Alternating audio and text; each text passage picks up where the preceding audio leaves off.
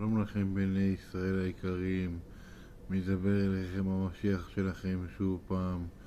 בקרוב מאוד חיזבאללה ואיראן ייכנסו לתוך ישראל ויעשו בכם שמות בני ישראל היקרים, כי מרדתם במצוות יהובה, מרדתם באלוהי ישראל, מרדתם בישוע משיחו, צלבתם את המשיח לפני 2000 שנה. לא שמתם 3 ימים 3 לילות על צליבת המשיח בני ישראל היקרים. ממשיכים חטאיכם הומואים לסביות. אתם חושבים שהדברים האלה מקובלים אצל אלוהים בני ישראל היקרים? לא, זה לא מקובל בני ישראל היקרים. לא רק זה לא מקובל, אלוהים ייתן לכם מכה קשה כזאת ביותר שלא תקום ממנה בני ישראל היקרים. לכן המשיח שלכם מצווה עליכם לחזור בתשובה שלמה עכשיו, לפני רעידת אדמה, לפני צונאמי, לפני כל האסונות טבע שיהיו, כי יהיה הרבה אסונות, הרבה השמדה, ולא רק הרבה השמדה בני ישראל היקרים, גם בנוסף להכל,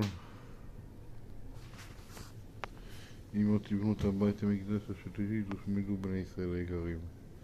לכן מצווה עליכם תחזרו בתשובה שלמה עכשיו ליהובה אלוהי ישראל, לפני שתהיה פה השמדה טוטלית של כל העם בני ישראל היקרים.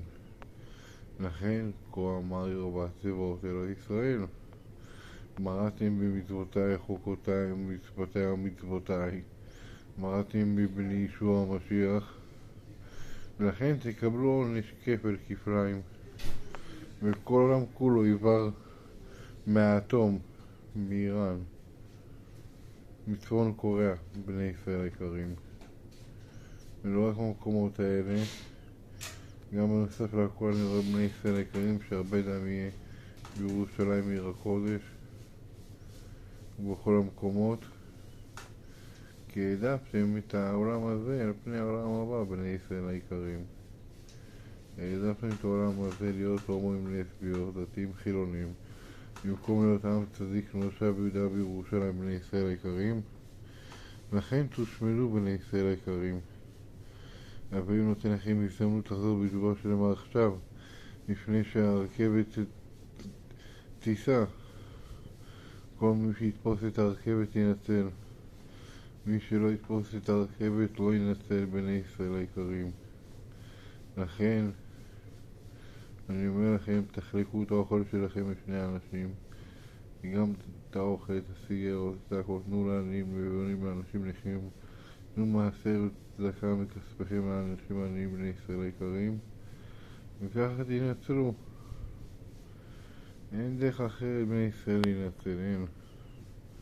רק מה שתורת ישוע המשיח מלמד אותנו, היא זאת תשתציע אותנו ותביא אותנו לגן עדן לעולם העליון בני ישראל היקרים. לכן חזרו בתשובה עכשיו לפני שהרכבת תיסע. ביי בני ישראל בסרטונים הבאים, ביי.